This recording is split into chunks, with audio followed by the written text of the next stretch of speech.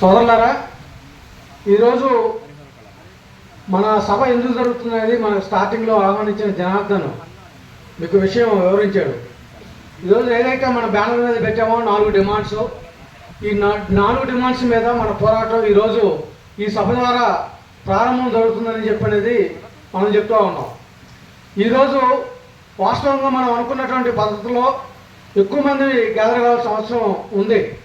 కానీ డ్రైవర్స్ సోదరుల మధ్య ఉన్నటువంటి అవగాహన లోపం కావచ్చు, చైతన్యం లేకపోవడం వల్ల కావచ్చు, మనం స్టార్ట్ చేసినటువంటి పోరాటంలో ఇంకా ముందుకు రావాల్సిన అవసరాన్ని గుర్తించి వచ్చే దాంట్లో సందేహాలు వస్తూ ఉన్నాయి.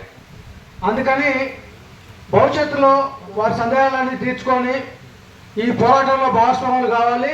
అందుకు ఈ సభ దోహదపడే పద్ధతుల్లో ఉంటుందని చెప్పని నేను ఆశిస్తున్నాను. అట్లాగే మీ అందరూ తెలుసు, మనకి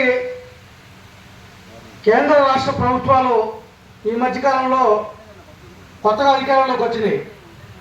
కానీ అధికారంలో రావడానికి ముందు గత 10 సంవత్సరాల నుంచే మన డ్రైవర్స్కి బాధలు స్టార్ట్ అయినాయి. ఇంకా చెప్పాలంటే 2014 తర్వాత మన డ్రైవర్స్కి సంబంధించినటువంటి ఇష్యూస్ బాగా పెరుగుతూ వచ్చినాయి.